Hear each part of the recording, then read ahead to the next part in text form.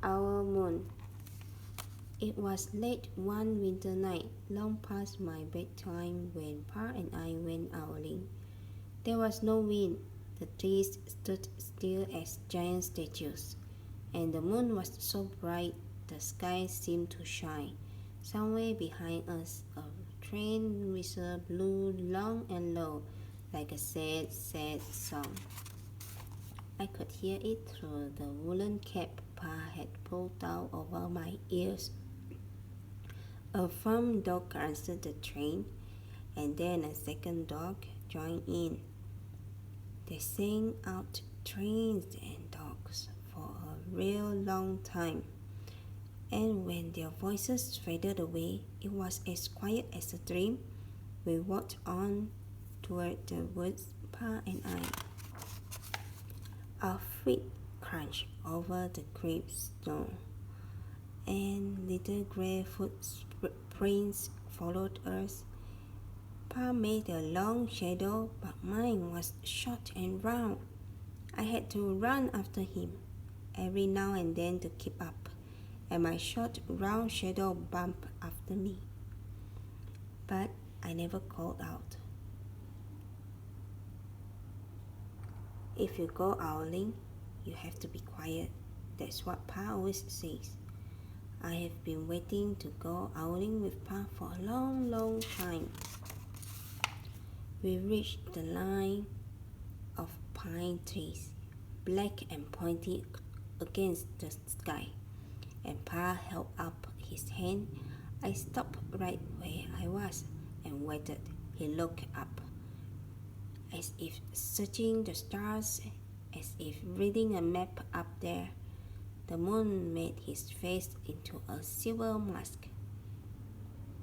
Then he called, "Hoo, hoo, hoo, hoo, hoo, hoo," the sound of a great horned owl. "Hoo, hoo, hoo, hoo, hoo, hoo." Again he called out, and then again.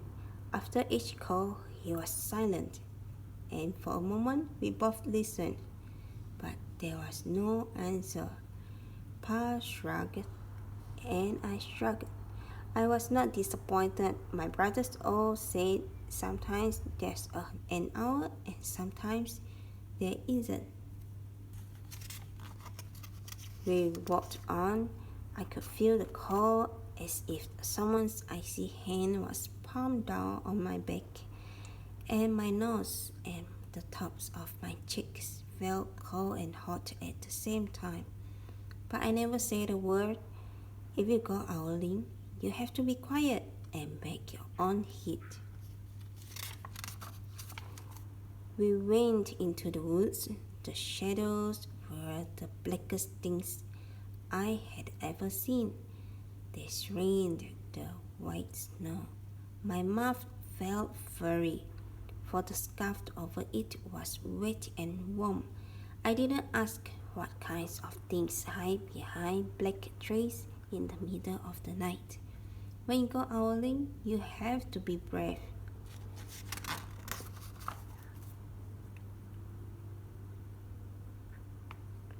Then we came to a clearing in the dark woods. The moon was high above us. It seemed to fit exactly over the center of the clearing, and the snow below it was whiter than the milk in a cereal bowl. I sighed, and Pa held up his hand at the sound. I put my mittens over the scarf over my mouth and listened hard. And then Pa called, "Hoo, hoo, hoo, hoo, hoo, hoo, hoo, hoo, hoo, hoo, hoo, hoo." I listened and looked so hard my ears hurt and my eyes got cloudy with the cold. Pa raised his face to call out again, but before he could open his mouth, an anchor came threading its way through the trees. "Hoo, hoo, hoo, hoo, hoo." almost smiled. Then he called back, "Hoo, hoo, hoo, hoo, hoo, hoo," just as if he and the owl were talking about supper or about the woods or the moon or the coal. I took my mitten off the scarf of my mouth, and I almost smiled too. The owl's call came closer from high up in the trees on the edge of the meadow. Nothing in the meadow moved. All of a sudden, an owl shadow, part of the big tree shadow, lifted off and flew right over us. We watched silently with heat in our mouths, the heat of all those words we had not spoken. The shadow hooted again. Pa turned on his big flashlight and caught the owl just as it was landing on a branch. For 1 minute, 3 minutes, maybe even 100 minutes, we stared at one another.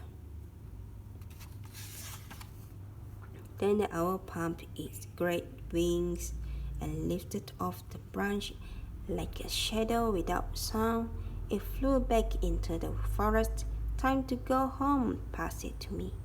I knew that I could talk. I could even laugh out loud, but I was a shadow as we walked home. When you go outing, you don't need words or warmth or anything but hope. That's what Pa says, the kind of hope that flies on silent wings under a shining hour moon.